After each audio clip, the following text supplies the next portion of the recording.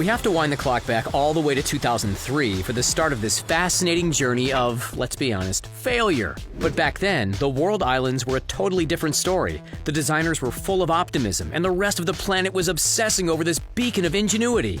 Here was the initial plan. The artificial archipelago, made up of 300 islands, was going to be built 2 miles off the coast of the mainland. It was going to be a typical residential neighborhood, though the world islands were intended to be an exclusive offshore playground for the elite of the elite. We're talking local and international film stars, royalty, business tycoons, and celebrities from near and far. 50 invitations were sent out every year detailing the exclusive opportunity to own the world. If you were swimming in cash, wouldn't you jump at the chance?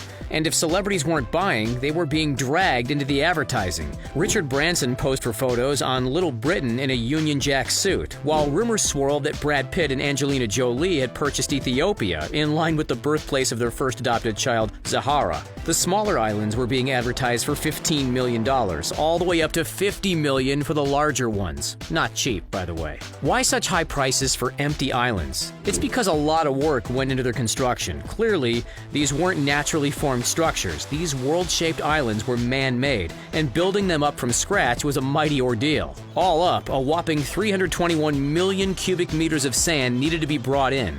Just to put that in perspective, imagine Yankee Stadium filled from bottom to top with sand. Now multiply that by about 150, and there's your visual. Impressive?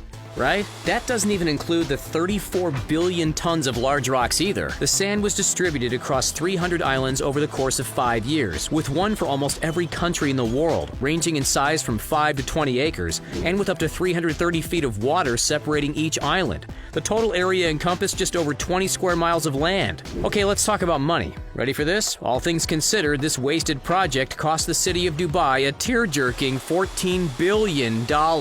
If instead of building the world islands, the city put their money toward other avenues, the opportunities would have been endless, and Dubai could have been even further propelled into the global spotlight.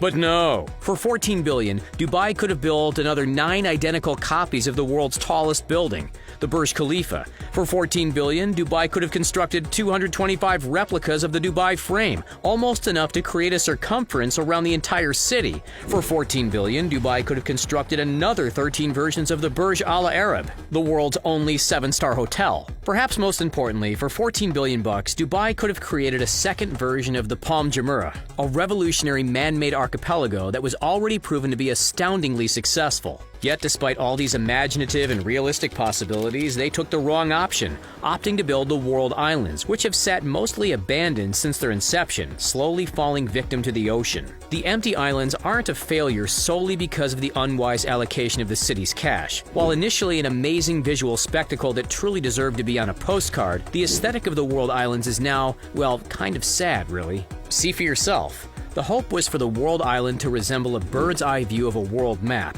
However, in reality, and to the disappointment of the city and the structure's developers, the archipelago turned out to be only vaguely recognizable at best. We're Central America, practically non-existent. And is that supposed to be Australia? Even continents have blurred together. Europe, Africa, and Asia have merged into, well, an indistinguishable blob of sand. But how did it get to this point? Part of the blame goes towards sinking and erosion, and the other part goes toward the project remaining unfinished. Primary cause for the lack of completion can be pinned down to one event, the GFC. Because of the destructive effects of 2008, Nikhil Properties, the developer, had to halt production in 2009. By then, amazingly, 60% of the islands had already been sold to private companies and investors. But after that point, Mother Nature started to take over, and the islands began to lose their well-defined borders. While the GFC was indeed the catalyst for failure, it wasn't alone. The islands had also no access to electricity, which, given its intention to house properties, was a huge issue. There was a plan in place to install electric cables under the Persian Gulf. However, it was never carried out. Then we've got another important reason for their struggle, the dilemma of choice. Dubai already has another incredibly successful man-made archipelago, the $12 million palm tree, officially known as Palm Jumeirah. This structure welcomed its first residents in 2007 before the world islands hit their roadblock. As you can see, today this place is thriving. The Atlantis Hotel is a hotspot for celebrities, with its lavish Atlantis Bridge Suite holding the distinction of being one of the most expensive hotel suites in the world, zeroing in at $25,000 a night. Properties are going up left, right, and center, and it's still far from being full. So with another perfectly good set of islands already flourishing, why would Dubai keep throwing money at something seemingly destined to fail? In a city constantly building and creating innovative landmarks, time and money appeared to be better spent elsewhere. Only 9 of the 300 islands have been developed. These ones, Lebanon Island, Pete's Island, and 6 islands making up the so-called Heart of Europe resort, and Michael Schumacher Island, yep, named after the Formula One driver. As for Africa, Asia, Australia, and South America, well, they're still just piles of sand slowly drifting away. Alas, hope is not entirely lost. Dubai is fully aware of their failure and has managed to pivot in a new direction. Now, the focus has turned almost exclusively to one section of the world map, the Heart of Europe. Here's the new plan. The first phase of construction includes 10 waterfront palaces on Sweden Island, 32 villas on Germany Island, and 78 so-called floating seahorses. These floating homes, which are intended to be a staycation destination, are arguably the most unique part of the entire operation. They allow visitors to marvel at marine life from their underwater bedrooms and bathrooms. Pretty cool, hey? Phase 2 of the Heart of Europe features a pair of holiday resorts inspired by the colors and lifestyles of Portofino in Italy and the Côte d'Azur in France. Even though the city is making a clear and conscious effort to salvage the monumental stuff up, it's fair to say that the rest of the planet and Dubai itself has almost forgotten about the world islands, to the relief of the developer. Why? Because Dubai's constant innovations are eclipsing the long-forgotten failure.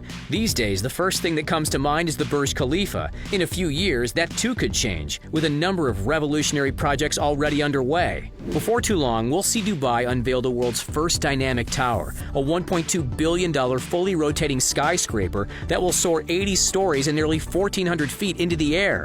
We'll also see Aladdin City, a $500 million neighborhood inspired by the tales of Aladdin and the Arabian Nights. And as perhaps the nail in the coffin of the world islands, Dubai has already created another man-made archipelago, Jumeirah Bay Island, which is shaped like a seahorse. Already open to the public, this place houses a yacht club, apartment buildings, and a 5-star Bulgari hotel.